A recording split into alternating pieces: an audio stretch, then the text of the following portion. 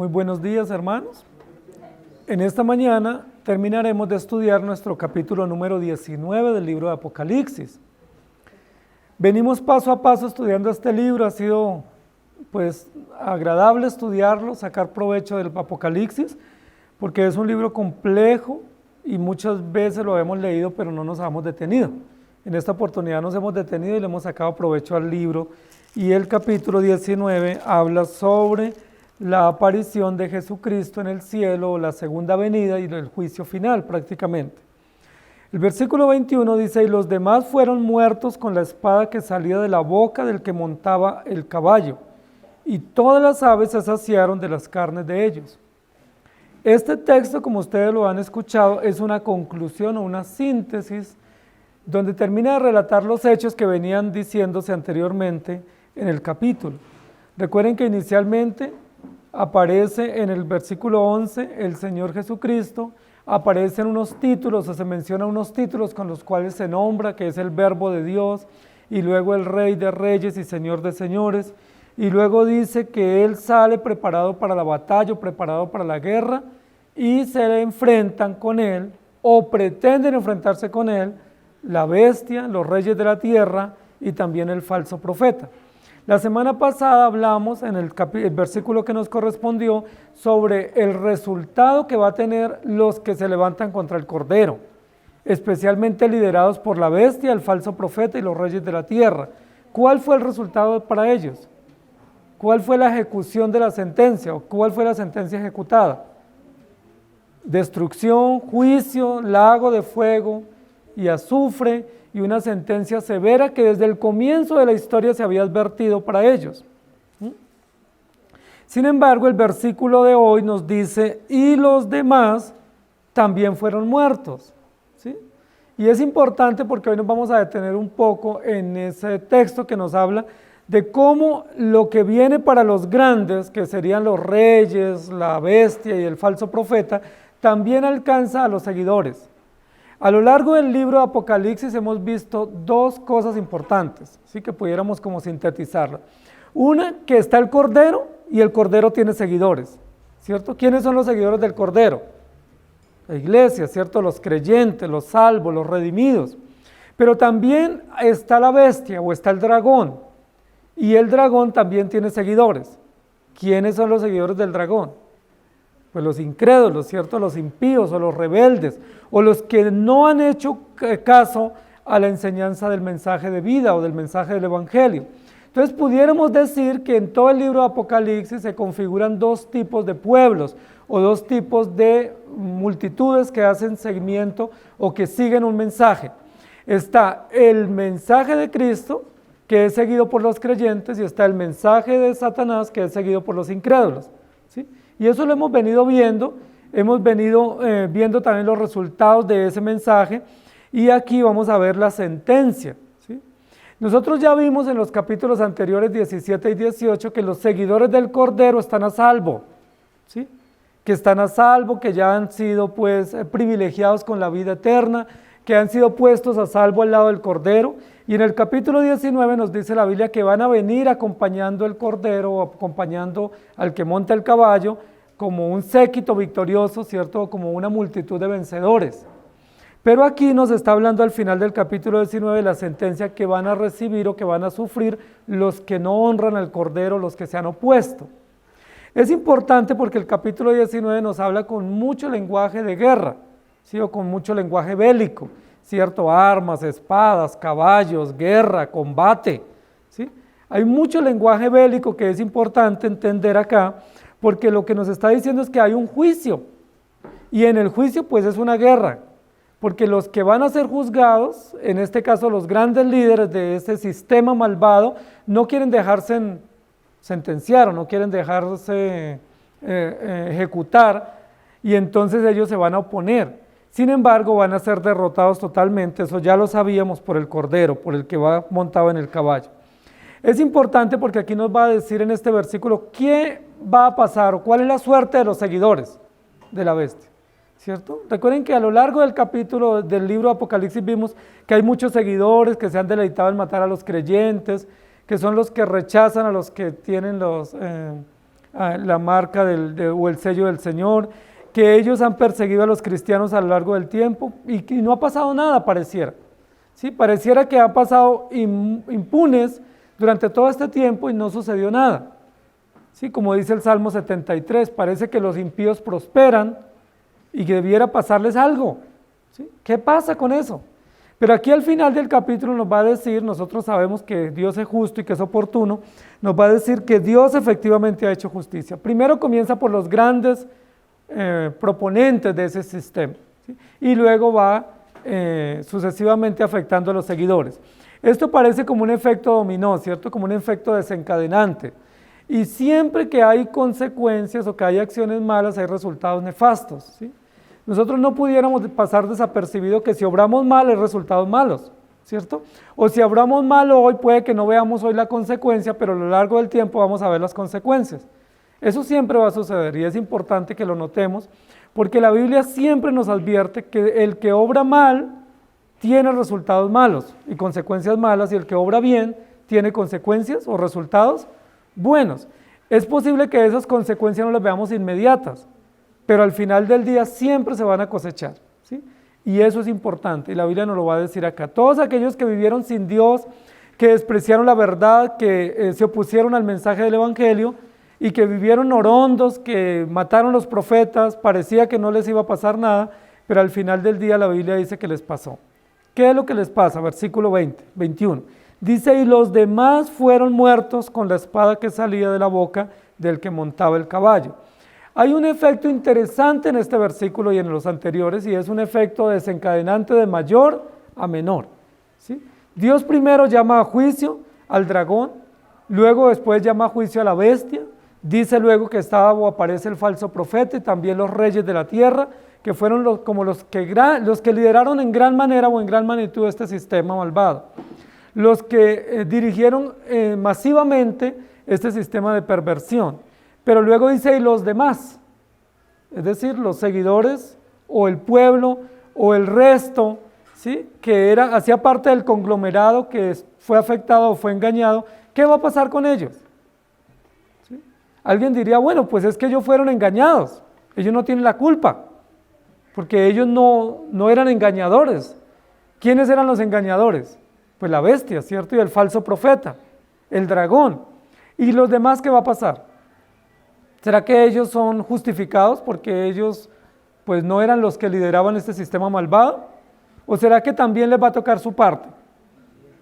Sí, es importante que nosotros notemos eso, porque a veces pensamos que el pueblo es engañado por unos líderes, pero que el pueblo no tiene la culpa de ser engañado.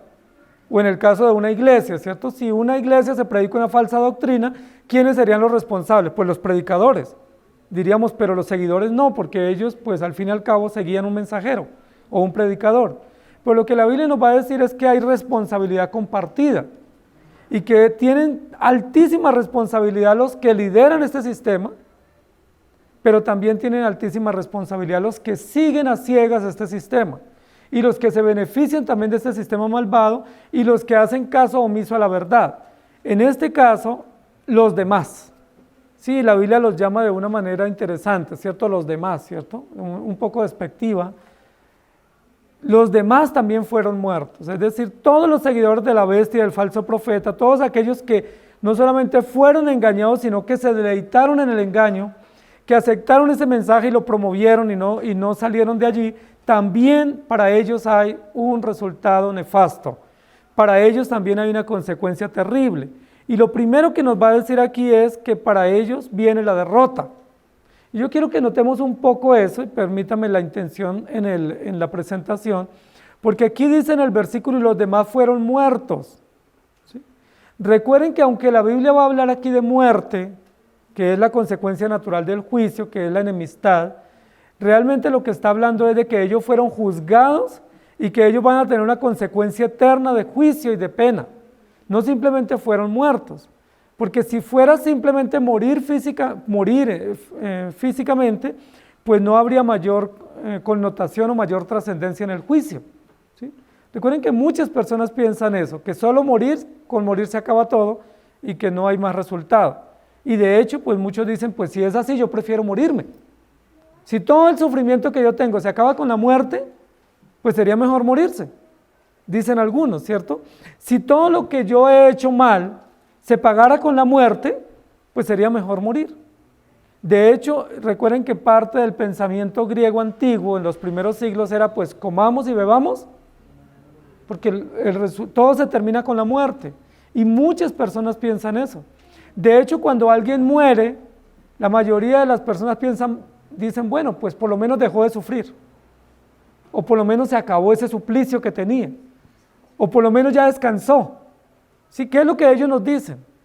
Como que todo ese largo sufrimiento, todo eso que esa persona vivió, como que se resume o se sintetiza con la muerte y se acaba. Si nosotros entendemos que este texto nos dice que fueron muertos físicamente y que todo se acabó, pues no pudiéramos entender realmente el tema de la justicia.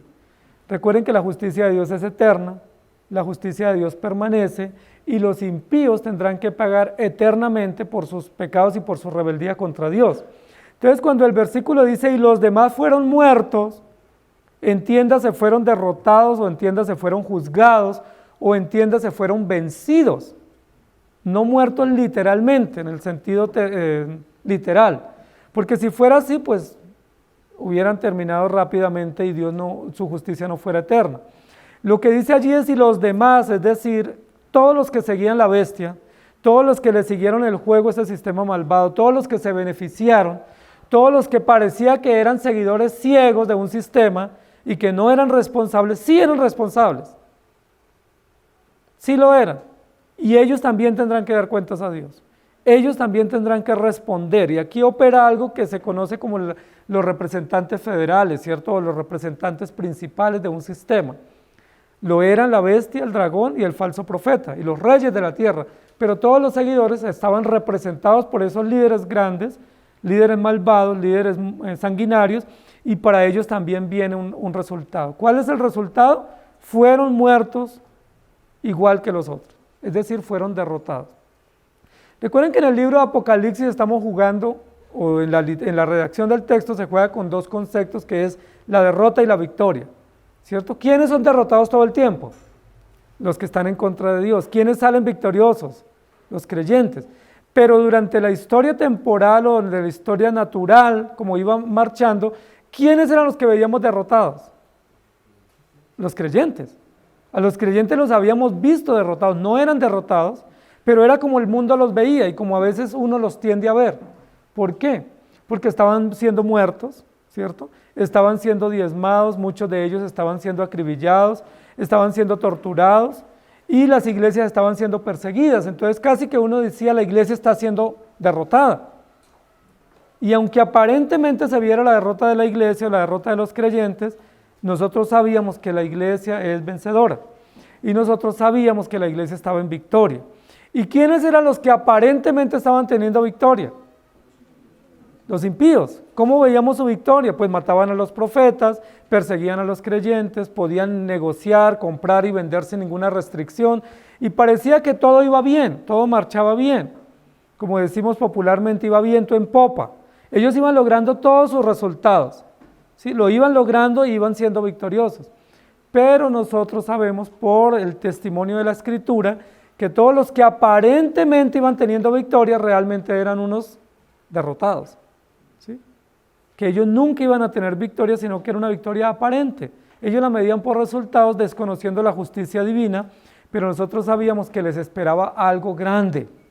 Y que eso grande que les esperaba era la justicia de Dios que se desencadenaría sobre ellos y donde no podrían escapar. En el versículo anterior que estudiamos la semana pasada dice que estos grandes sistemas se enfrentaron al Cordero, ¿cierto? Que se prepararon y salieron a guerrear contra el Cordero. ¡Qué osados! ¿Cierto? ¡Qué presunción de estos sistemas malvados enfrentarse contra el Cordero! Pero ellos fueron derrotados y fueron juzgados. Y luego aquí dice, y los demás fueron muertos igual que los otros, o fueron derrotados igual que sus líderes, o fueron vencidos igual que sus representantes, y eso es importante. Si hay una gran responsabilidad. De tal manera, hermanos, que a modo de aplicación, como creyentes también somos responsables totalmente de lo que creemos y predicamos. No pensemos que la responsabilidad la tienen los ancianos, o que la responsabilidad la tienen los pastores, Ustedes como creyentes también tienen una gran responsabilidad frente a Dios en la defensa de la fe, pero también en defender la fe y en poder entenderla y comprenderla. ¿Sí? No simplemente digan, no, pues allá nos predicaron eso y yo lo acepto. No, se predica y ustedes lo juzgan, lo analizan y ustedes lo reciben. Ustedes reciben la prédica, pero no la pueden recibir pasivamente. La tienen que recibir con entendimiento, juzgando si eso es así y respondiendo a Dios por lo que están creyendo y haciendo. Porque no podemos al final del día lavarnos las manos diciendo es que a mí me predicaron eso, ¿sí? O es que a mí me dijeron que así era, porque hay una gran responsabilidad. Todos somos responsables frente a Dios. Aquí dice que los seguidores de la bestia se beneficiaron del sistema y fueron juzgados también, y el juicio que ellos recibieron fue la muerte. Ahora es importante porque desde el comienzo de Génesis nosotros vemos que hay un resultado natural por el pecado. ¿Se acuerdan cuál es ese resultado natural? ¿O ese resultado desencadenante? La muerte, ¿sí? Y es también una sentencia para el pecador.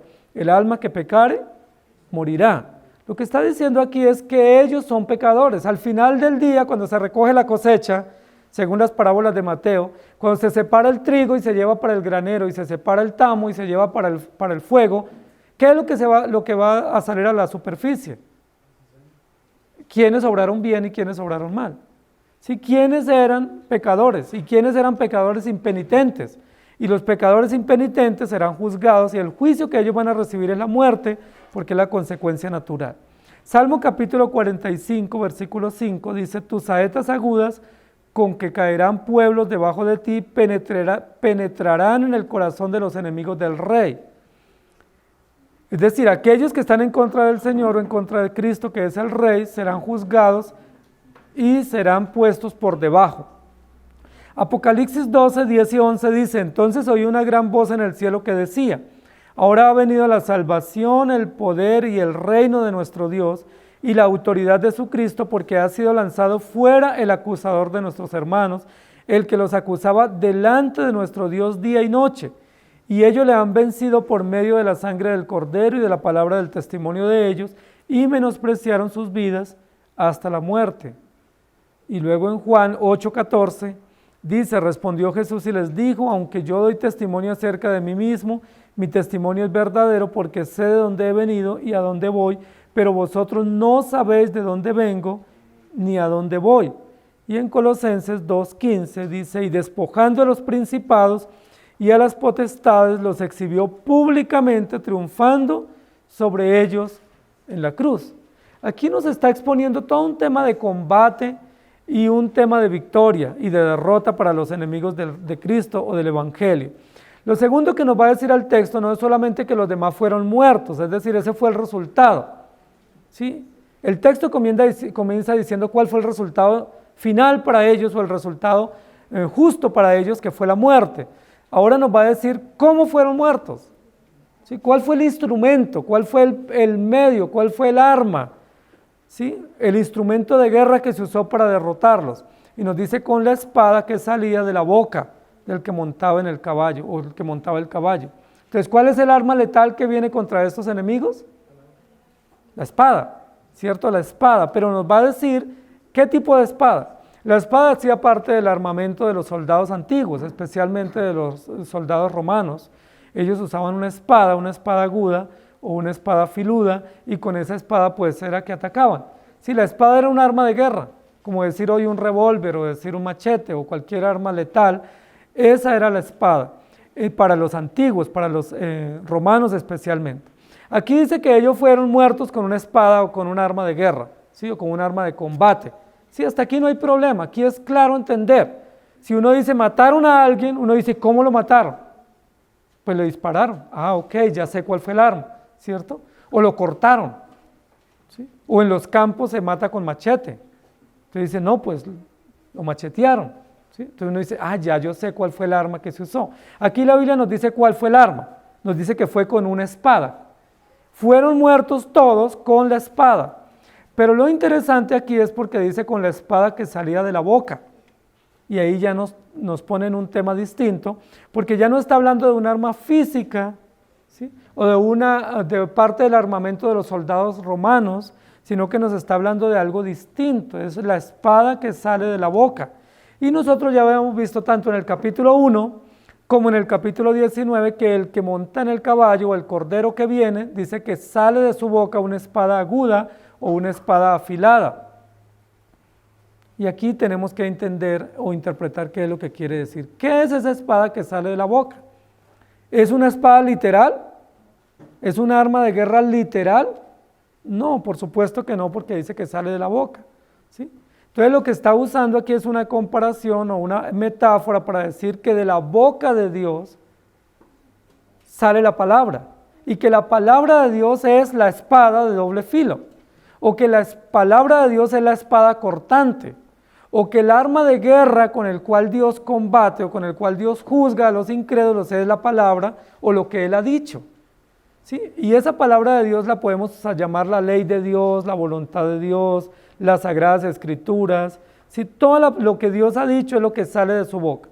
Y esto es importante porque en primer lugar nos dice que la espada de guerra de combate es lo que sale de la boca de Dios, es decir, lo que Dios ha dicho. Entonces, ¿cómo Dios combate contra el incrédulo? Con lo que Él ha dicho. Es decir, ¿cuál es la regla o el arma de combate?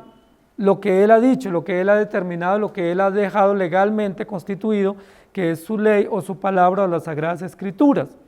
Y eso es importante, porque normalmente uno no podría matar a nadie con la palabra. ¿Sí? Uno nunca diría, uy, me mató con lo que me dijo. Pues lo decimos metafóricamente, ¿cierto? Pero realmente no pudiera uno matar a alguien con la palabra. Si lo va a matar, tiene que usar un elemento de guerra, de combate, un elemento cortopunzante o de fuego. Pero no podría uno con la palabra matar a alguien. Pero la Biblia dice que Dios sí. Ahora, ¿por qué dice eso? Primero, porque la palabra de Dios tiene poder y autoridad. Y porque la palabra de Dios es la espada del Espíritu. Y segundo, porque la palabra de Dios tiene sentencia a aquellos que no la cumplan. Y esas sentencias legales vienen sobre los incrédulos y al venir sobre ellos trae un resultado nefasto que es la muerte. Literalmente la palabra no mata, pero la palabra que es ley sí tiene consecuencias y tiene efectos y esos resultados traen muerte a los rebeldes o a los incrédulos. Recordemos que la Biblia dice que Dios creó todo por el poder de la palabra. Génesis capítulo 1, en el principio creó Dios los cielos y la tierra y dijo Dios. ¿Cuál fue el arma con el cual Dios creó? ¿Cuál fue el medio por el cual Dios creó todas las cosas?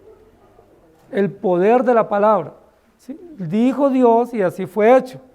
Con que Dios os ha dicho, ¿recuerdan Génesis capítulo 3? ¿Cuál fue o qué fue lo que Satanás puso en duda y que le sirvió para engañar a Eva y a Adán? Poner en duda, poner en entredicho o en cuestión lo que Dios había dicho. ¿Sí? Recuerden que eso es lo que Satanás usa como argumento. Dice, con que Dios os ha dicho. O sea, ¿qué fue lo que puso en duda? La palabra de Dios. Falseó la palabra, la alteró, porque Satanás sabe que esa es el arma poderosa de Dios para hacer su voluntad. Entonces es importante porque luego Dios dice en Romanos 1 que puso la ley grabada en la conciencia y también dice que puso la ley pública. ¿Se acuerdan cuál fue el material en el cual Dios escribió la ley con su dedo? Piedras, ¿cierto? Dice que tomó unas piedras o tomó unas tablas de piedra y allí escribió su ley y la publicó, ¿sí? Y dijo, esta ley tienen que cumplirle, aquellos que no la cumplan tienen consecuencias y aquellos que la cumplan tienen bendiciones o tienen resultados. Pero también la ley, tanto grabada en la conciencia como hecha pública en el Sinaí, dice que aquel que la incumpla tiene consecuencias y será juzgado. ¿Quién le juzga? La palabra de Dios. Porque es la palabra que es ley, que juzga a aquel que no la obedece y que trae consecuencias sobre ello. Entonces, es importante que nosotros notemos eso, porque aquí no está hablando de una guerra con espadas físicas. Cuando hay personas que recrean estos capítulos, lo hacen pensando que Dios saca unas espadas y las desenvaina y comienza a mecerlas, ¿cierto? Y que se enfrenta con otros soldados que están con espadas y que allí se configura toda una guerra, que sería casi una guerra, pues como de ficción.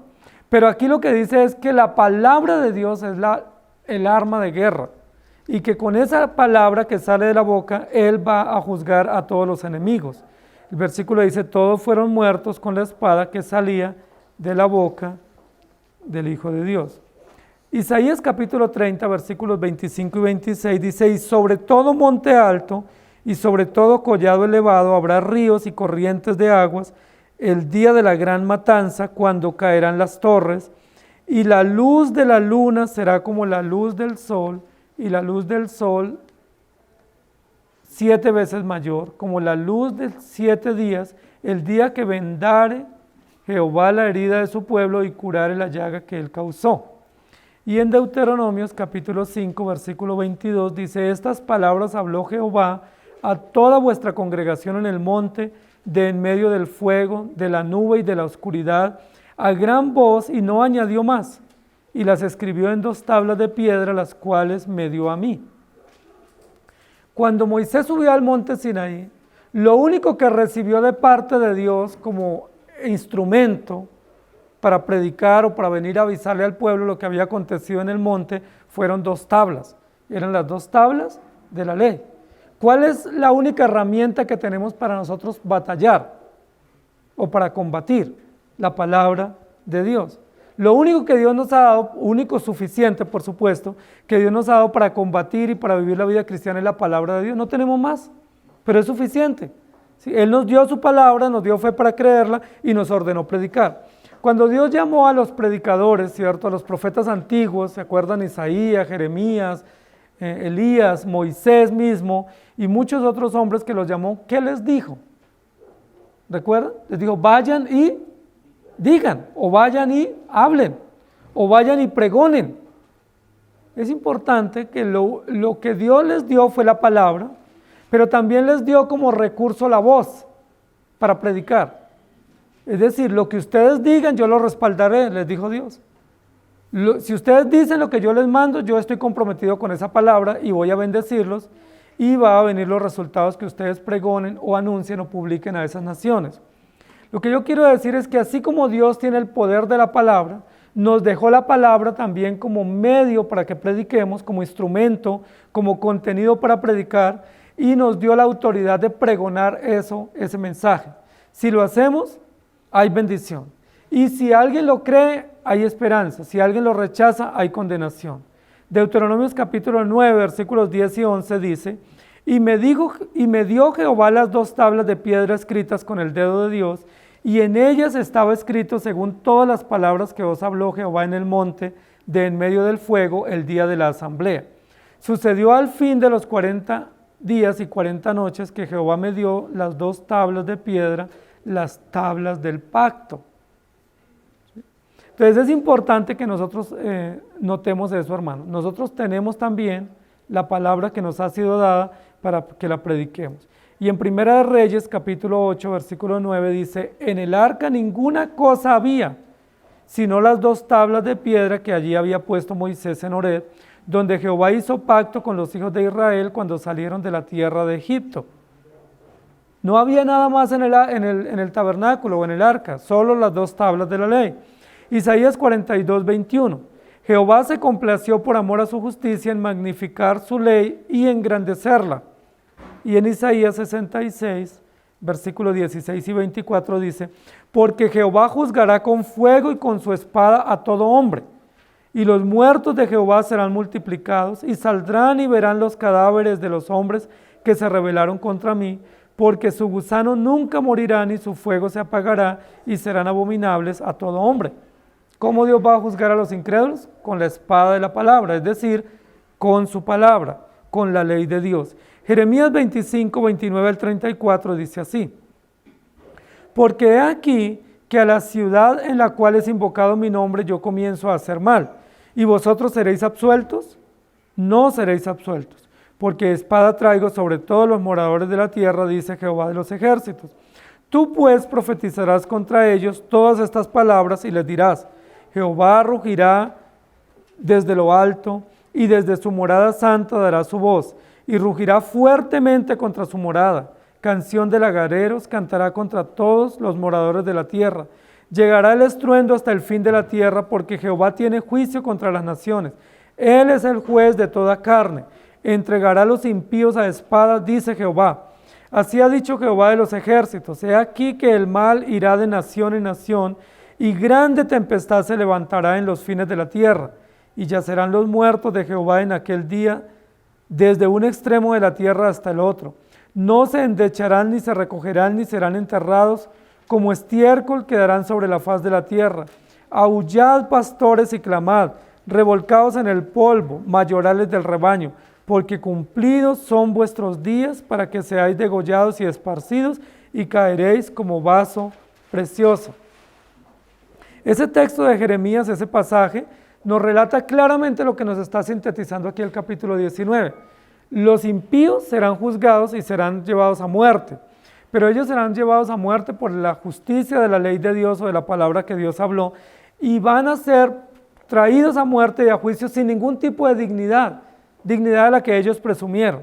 Recuerden que en el versículo 17 y 18 hablaba de un gran banquete para las aves del cielo. ¿Sí? Para los buitres y para otro tipo de animales carroñeros, iban a tener un gran alimento de reyes y de principales del mundo, o capitanes de guerra.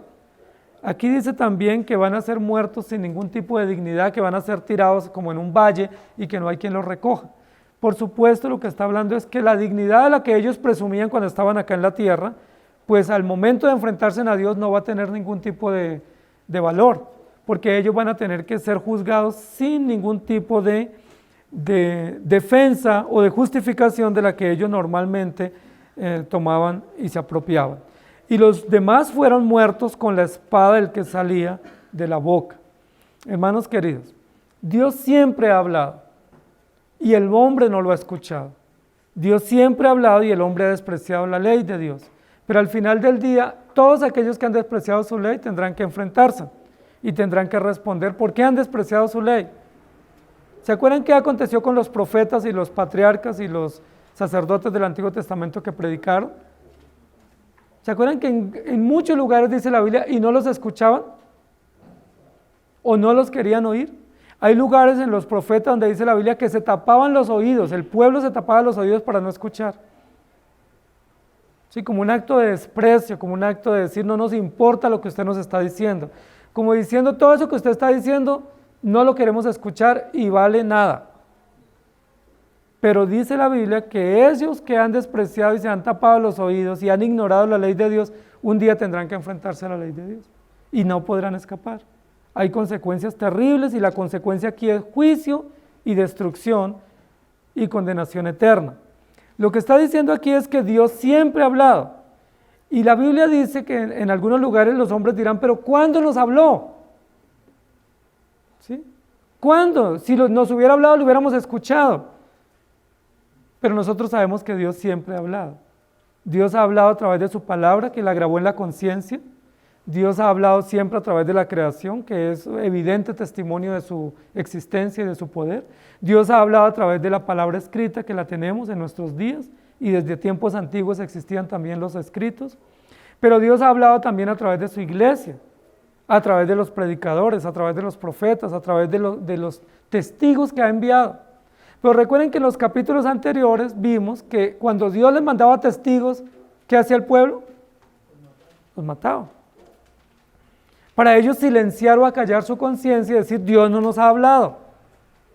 Pero recuerden que la Biblia dice que aún si mataban a los profetas sin dejarlos predicar, sin que ellos emitieran el discurso, Dios hablaba también.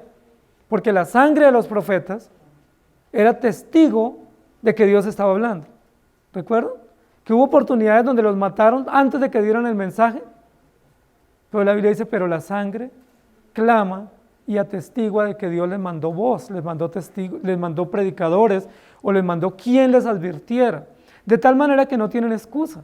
Recuerden que cuando Dios fue a destruir Sodoma y Gomorra también mandó mensajeros. Y la destrucción dice, si hubiese siquiera 10 justos, ¿Dios destruiría la ciudad? No, ¿por qué? Porque Dios preserva por amor a sus hijos, pero también porque ahí tiene testigos que están advirtiendo al pueblo incrédulo que hay mensajeros y que hay una ley a la cual se deben adecuar o se deben alinear. Entonces lo que está diciendo aquí es, Dios siempre ha hablado. Que el hombre se tape los oídos, esa no es responsabilidad de Dios. Que los pueblos ignoren la voz de Dios, eso ya Dios no es responsable. O que maten a los testigos, ya Dios no es responsable. Más bien eso incrementa el juicio o es un agravante contra aquellos que se han levantado contra Dios. Dios siempre ha mandado predicadores. Y algo interesante que quisiera que tomáramos aquí como aplicación es que aquellos que Dios los envía a predicar, les da solamente un instrumento para predicar, y es la palabra. ¿Sí? No tenemos más.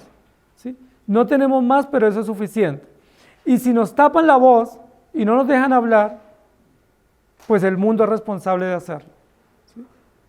La iglesia tiene como responsabilidad predicar y nos dice, prediquen, escuchen o no escuchen, quieran o no quieran, se tapen o no los oídos, debemos predicar. Y es la gran responsabilidad que tiene la iglesia y tenemos todos los creyentes y tenemos como padres con nuestros hijos, predicar siempre. Advertir siempre, decir siempre la verdad, predicar y advertir el juicio. No importa si la gente le gusta o no, porque sabemos que es la gran responsabilidad de la manera como Dios habla, de tal manera que el día final, cuando venga este momento tan dramático para los incrédulos, ellos no puedan decir, nadie me advirtió. No escuché nunca a nadie que me dijera eso. Ellos van a tener que decir, sí hubo quien nos predicara. Si hubo alguien en el trabajo que me decía, hubo alguien en el barrio que me decía, alguien en mi familia siempre me advirtió, alguien vecino siempre me decía estas cosas. Hermanos queridos, tenemos una gran responsabilidad y creo que muchos de nosotros no estamos predicando. Creo que muchos de nosotros no estamos diciendo lo que debemos decir como creyentes. Tenemos el mensaje, tenemos la fe, tenemos el Espíritu Santo que nos fue dado. ¿Qué debemos hacer? Predicar. No importa si la gente escucha, no importa si ya les hemos dicho, no interesa si les hemos dicho y nos han dicho que no les interesa. ¿Cuál es nuestra responsabilidad? Volver a decirles. Y si ellos se incomodan, volver a decirles. Pero no podemos callar, no podemos decir, bueno, es que a ellos no les interesa. No, hay que decir siempre, hay una ley, Dios es justo, Dios va a tomar cuenta de las acciones que ustedes están haciendo. Si ustedes están obrando mal, prepárense porque hay consecuencias. La única salida es arrepentirse. ¿Ustedes lo están haciendo? ¿Están predicando? Si no lo estamos haciendo, hay que hacerlo, porque somos responsables, porque nosotros somos también la voz que Dios puso en los lugares donde estamos para predicar el Evangelio, de tal manera que cuando llegue este momento para los impíos no tengan excusa. ¿Se acuerdan cuántos años predicó Noé? ¿Y se acuerdan cuántos creyentes había y qué iglesia tan grande logró configurar, conformar? Esa es la Biblia que nadie le creía. Por el contrario, se burlaban de él, ¿cierto? Hacían mofa de él, era tendencia pues de burla. Porque todo el mundo decía, este está loco, se enloqueció, está haciendo un arca, nunca ha llovido. ¿Sí? Está diciendo que va a llover, que se va a inundar la tierra y que se arrepientan. ¿Qué le pasa? Y no se arrepintieron, pero cuando vino el diluvio, ellos estaban advertidos. Recuerden que la Biblia dice que nosotros predicamos no necesariamente para que la gente se arrepienta, nosotros predicamos para que la gente se haga responsable del mensaje. Si se arrepienten es obra de Dios, y si no se arrepiente es responsabilidad de ellos, pero nosotros cumplimos el deber. Nuestro deber es predicar, advertir, denunciar, presentar la verdad. Porque va a llegar este momento donde todos los incrédulos serán muertos y serán muertos con la espada que sale de la boca de Dios. Es decir, ¿qué atestiguará contra ellos de sus malas acciones? La ley de Dios. Por eso no hay ningún tipo de justificación. Yo he escuchado personas que se burlan y dicen, no, si me toca ir allá a presentarme ante Dios, pues yo le voy a decir esto o aquello. ¿Sí? Allá cuando Él me llame, yo le voy a salir con esta excusa. ¿Sí? Y hacen burla. ¿Sí? Dicen, fácil, cuando Él me pregunte por qué dice esto, yo le voy a sacar esta respuesta. Hermanos, allá no va a haber ningún tipo de respuesta ni ninguna opción de enfrentarnos a Él a argumentar, porque lo único que tenemos que hacer es recibir, en el caso de los incrédulos, el juicio, y en el caso de los creyentes, pues el veredicto de la salvación. Pero no vamos a tener oportunidad de argumentar o de defendernos o de justificarnos, porque no hay, esa oportunidad la tenemos ahora. Esa oportunidad existe solamente ahora. Y el versículo continúa diciendo que no solamente fueron muertos o derrotados de mayor a menor, en este caso aquí los seguidores, sino que fueron muertos con la espada letal de la palabra. ¿sí? La palabra de Dios que sale de la boca del que montaba el caballo. Y esa parte es interesante, porque aquí nos dice claramente cuál fue no solamente el instrumento con el cual fueron muertos, que fue la espada, sino quién fue el que dio, quién llevaba esa espada en su boca. No fue un emisario, no fue un soldado, no fue un creyente común, no fue un ángel. O sea, ¿contra quién ellos estaban enfrentándose? Contra Jesucristo mismo. Fue la espada el que montaba el caballo. Y el que montaba el caballo es Jesucristo, en su venida. Aquel a que ellos despreciaron toda la vida. Aquel con quien ellos se quisieron enfrentar y quisieron hacer guerra. Los versículos anteriores dicen que los capitanes y los fuertes y todos salieron a hacer guerra contra el Cordero. Como que si iban en gavilla lo podrían derrotar. Como que ellos iban armados y podrían vencerlo. Pero aquí dice, él mismo contra quienes ellos se levantaron, fue el que los mató simplemente con el poder de la palabra, simplemente con el poder de su ley, de su voluntad escrita en la conciencia y puesta en público. Con esa palabra que ellos conocían y despreciaron, ellos fueron muertos. Pero llama mucho la atención que ellos se tienen que enfrentar a quien han despreciado toda la vida. Toda la vida han violentado la ley de Dios y han despreciado a Jesucristo. Se han burlado, han hecho mofa. Y ustedes saben cómo los medios de comunicación hacen mofa de las cosas de Dios. Hacen burla de las cosas sagradas, hacen burla de los textos bíblicos, hacen burla del nombre de Jesús. Se burlan, ¿sí? Con películas obscenas, con tratamientos inmorales, ¿sí? Con parodias, como si fuera un chiste. Ellos se burlan todo el tiempo diciendo, no, pues es un personaje más. ¿Sí? ¿Sí? Ese personaje más nos puede dar rédito, nos puede dar rating. Entonces hagamos burla, hagamos mofa. Y lo pueden hacer, y tienen resultados, y puede que saquen buenos resultados económicos, con series, con películas, con chistes. Está bien, lo pueden hacer, no hay problema. Y lo pueden seguir haciendo. Pero ¿qué va a pasar al final del día? ¿Qué es lo que dice la Biblia? Cualquiera que aún mencione el nombre de Dios de manera injusta, de manera inapropiada, dice la Biblia, ya se hace responsable del juicio de Dios. Por eso uno de los mandamientos de la ley de Dios es: no tomarás el nombre de Jehová tu Dios en vano. No lo tomarás para fines inmorales, no lo tomarás para jurar en vano, no lo tomarás para escudarte, no lo tomarás su nombre para burlarse de él. No puedes. Es imposible tomar el nombre de Dios y quedar inocente. Es imposible hacer burla del nombre de Dios y de las cosas sagradas y pensar que no pasó nada, que todos se rieron y hubo gran aceptación en el público. Porque aquí lo que dice es, ellos mismos, todos ellos, los demás, o toda la multitud o la población que se deleitaba en esas cosas, van a ser muertos o van a ser juzgados con la palabra o con la espada que sale de la boca de ¿quién? Del que ellos se burlaron, o del que ellos despreciaron, o aquel del que ellos se pisotearon y pensaron que no les pasaba nada. La Biblia dice que el impío peca y dice, no me pasó nada, me fue bien, lo logré y tuve resultados. ¿Sí? Yo puedo burlarme y no me pasa nada. Hoy en día es más peligroso burlarse de una persona que burlarse de Dios.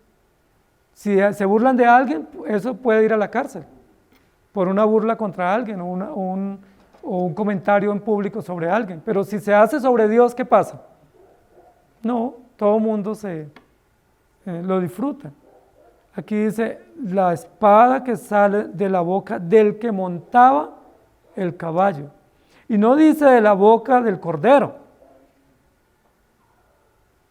sino de la boca del jinete victorioso y guerrero, que aquí se nos presenta como juez. ¿Sí? No dice de la boca de Dios o de la boca de Jesús. No dice que sale la espada de la boca del cordero vencedor, sino que sale del que montaba el caballo, es decir, el que viene en son de juicio, de justicia, para sentenciar a todos aquellos que se han rebelado contra él. De la boca del que montaba el caballo. ¿Y quién es el que monta el caballo? ¿Quién es el que viene a juzgar a los vivos y a los muertos? ¿Quién es el que viene a tomar cuenta de todas las acciones, sean buenas o sean malas? Por eso dice la Biblia en otro lugar, en el Nuevo Testamento, de toda palabra ociosa que digan los hombres, ¿recuerdan qué continúa diciendo? De ella darán cuenta en el día del juicio. Y aquí tenemos que considerar, porque muchas veces nosotros decimos palabras ociosas. Muchas veces decimos palabras en son de burla, de juego, de chiste, de comentario, y a veces pensamos que no tiene ninguna repercusión. Pero ¿qué dice la Biblia? De toda palabra ociosa daremos cuenta. Entonces la pregunta es, ¿cuántas palabras ociosas dices tú? ¿Cuántos comentarios ociosos dices? A veces simplemente por llevar la idea a otros, a veces simplemente porque me parece que es gracioso, o porque me parece que eso no tiene nada de malo. ¿Sí? Hay muchos chistes que hacen de los personajes de la Biblia y de textos bíblicos y de hechos bíblicos, y la gente le parece gracioso y se ríe. Pero ¿qué dice la Biblia? De toda palabra ociosa daremos cuenta. Nosotros daremos cuenta. Por supuesto tenemos a Jesucristo que ya nos perdonó, pero aún así somos responsables y hay consecuencias temporales. Pero los incrédulos o los impíos darán cuenta de toda palabra ociosa, porque ellos están enfrentando nada más ni nada menos que con el Cordero vencedor, con el juez de toda la tierra, con el que monta el caballo blanco que viene en el cielo, desde el cielo, y que irrumpe en el escenario, en la atmósfera, y que va a aterrorizar al mundo entero. A él, al que despreciaron, al que ignoraron, al que mataron, se tienen que enfrentar. Y lo único que dice aquí es que también serán muertos. Es decir, caerán muertos, no podrán enfrentarse, no hay ningún argumento que puedan esgrimir frente al Cordero, frente a Jesús, porque lo único que tienen que recibir es la sentencia o la ejecución de la sentencia, que es la muerte. Y el texto termina con una conclusión supremamente interesante, que es muy descriptiva, es patética para el resultado. Dice, y todas las aves se saciaron de las carnes de ellos.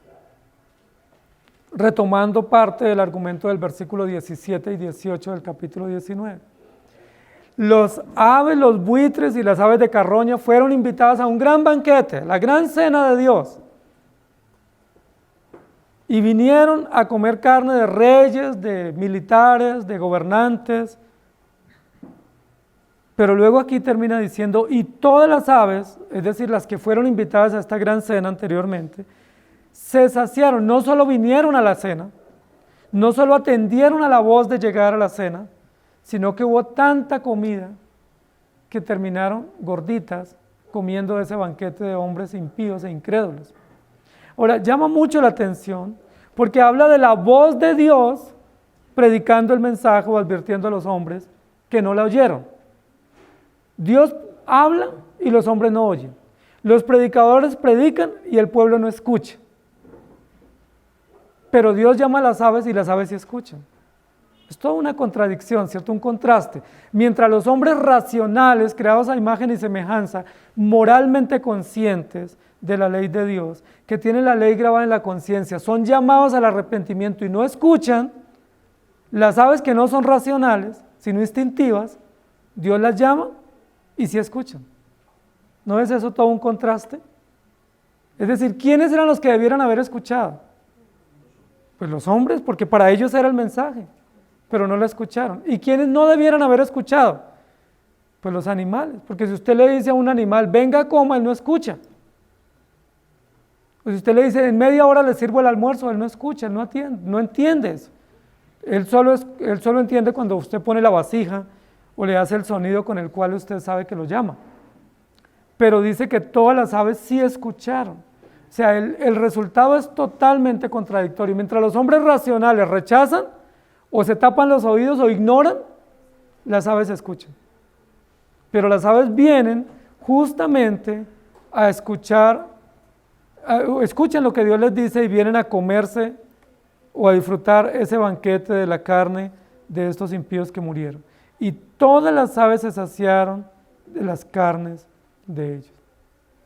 ¿Se acuerdan que en otras oportunidades quienes se habían saciado eran las aves o los perros, pero comiendo carne de profetas?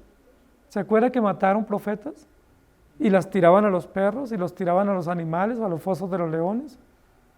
¿Se acuerda que se deleitaban ellos viendo ese espectáculo? Ahora Dios dice, son ustedes los que van a ser servidos o puestos en bandeja o puestos en un valle para que todas las aves de carroña se los coman y se sacien de la comida de ellos.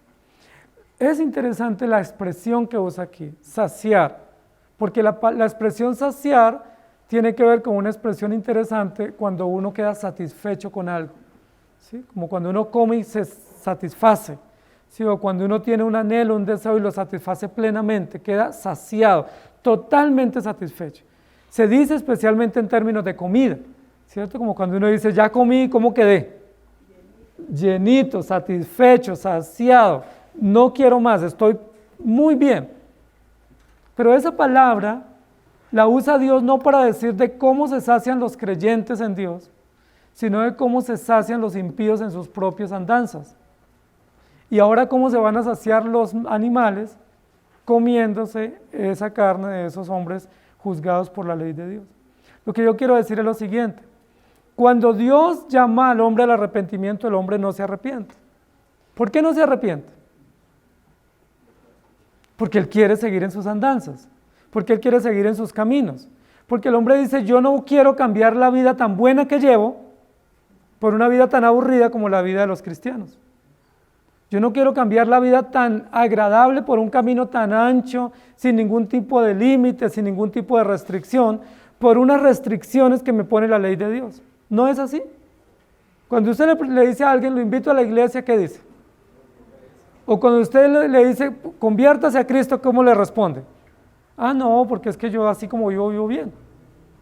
Y yo lo que hago, vivo bien. Y yo no soy tan exagerado, yo tengo mis límites, pero pues yo me doy mis gustos. ¿Sí? Y esos gustos que él se da, ¿qué producen en su corazón? Satisfacción para él, para sí mismo, ¿cierto? Ellos se sacian, se deleitan en lo que hacen. Todo lo que hacen les produce deleite.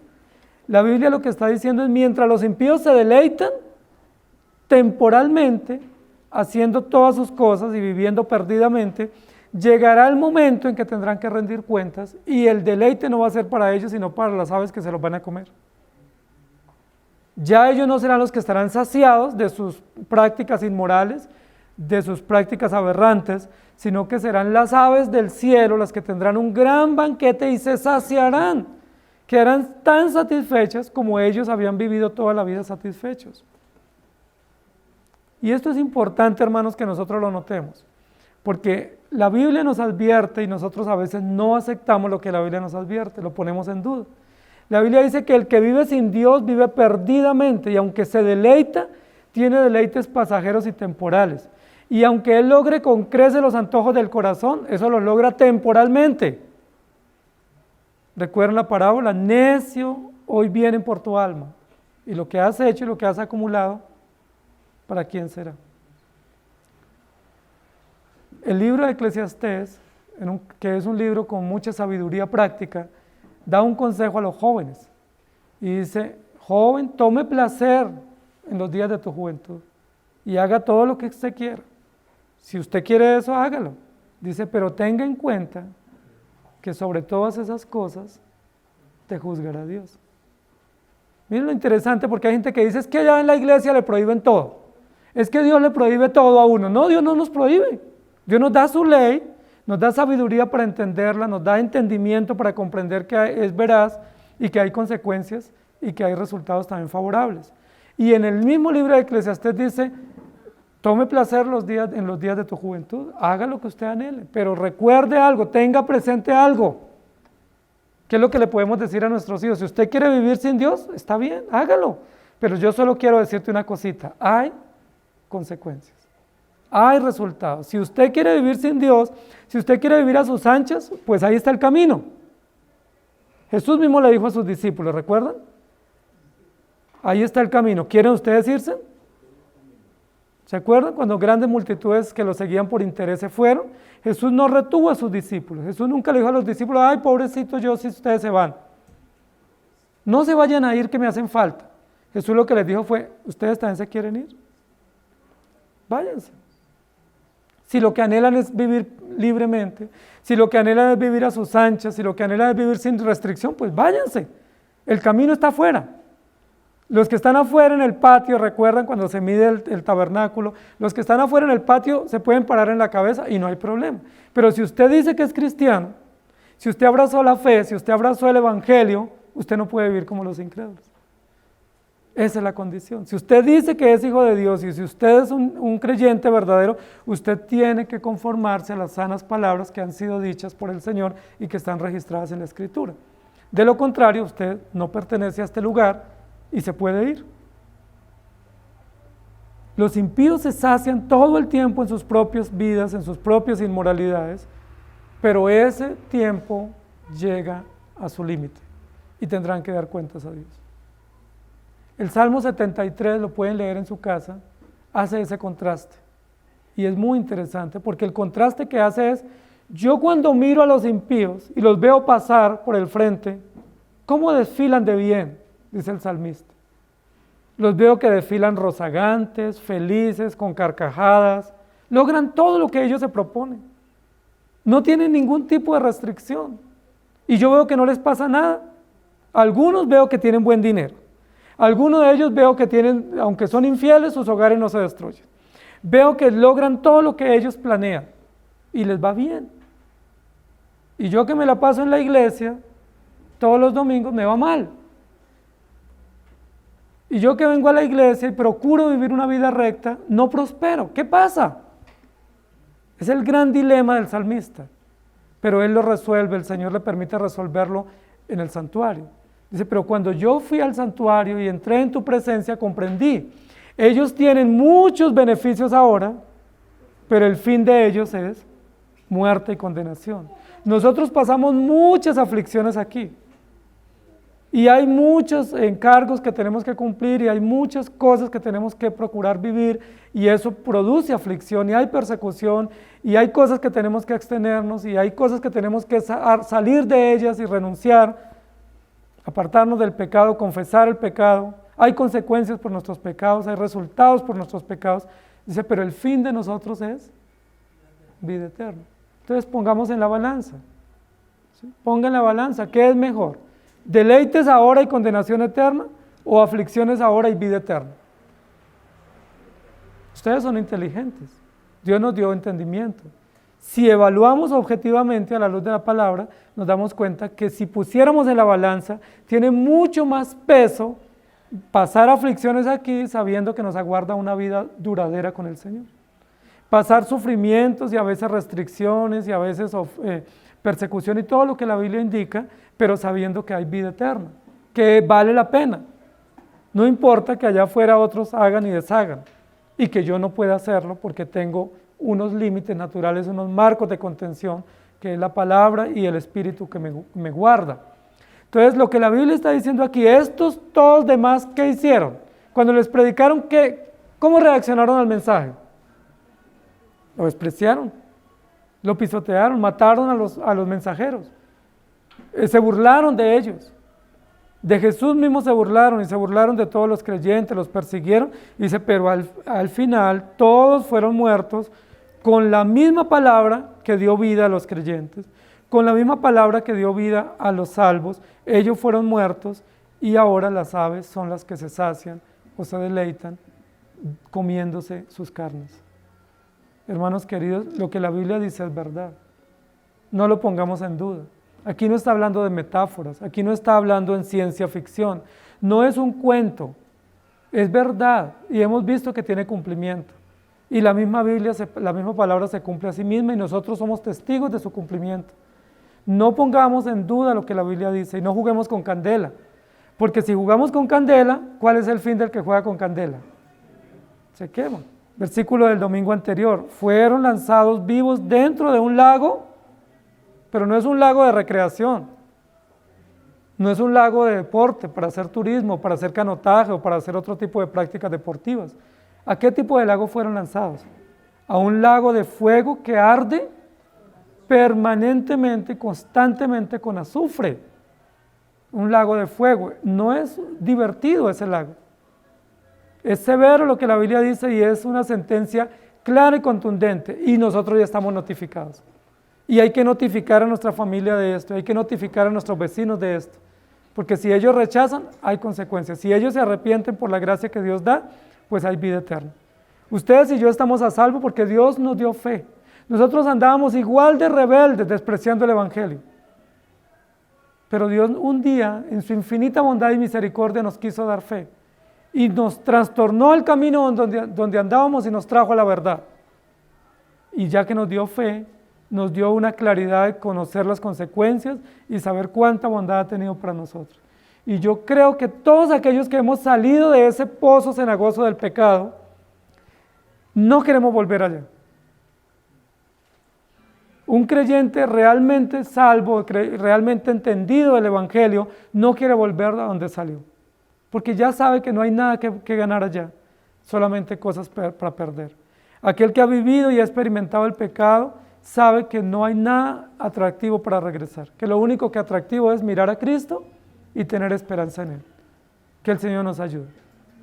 Amado Señor, te damos gracias porque tu palabra nuevamente nos advierte que la venida tuya es una venida con poder, con mucha autonomía, con mucha imponencia para juzgar, y que no hay oportunidad para justificarnos ante tu venida, y que las consecuencias que vivirán los incrédulos serán aterradoras, y que no hay oportunidad de deshacer lo que hicieron durante toda su vida, que no hay apelación que valga, no hay ningún medio con el cual puedan ser absueltos o justificados, porque ellos despreciaron la verdad todo el tiempo.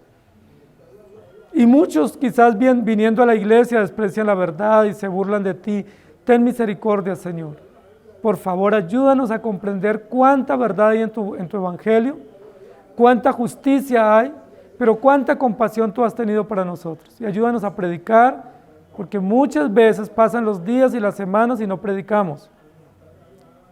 Y muchas veces pasan los días y las semanas y no tomamos conciencia de la gravedad de nuestros actos y de nuestras palabras para arrepentirnos.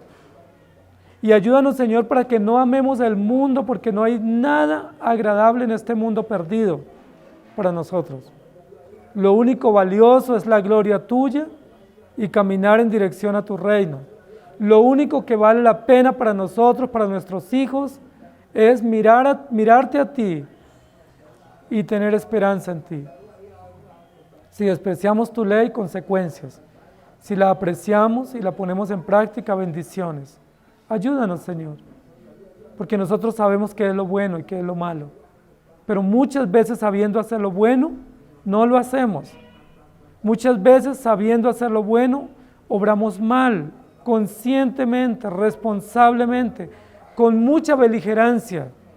Perdónanos y ayúdanos a entender que la fe que nos has dado no solamente implica para el futuro, sino que implica para el presente, para vivir y dar testimonio de en quién creemos y a quién predicamos.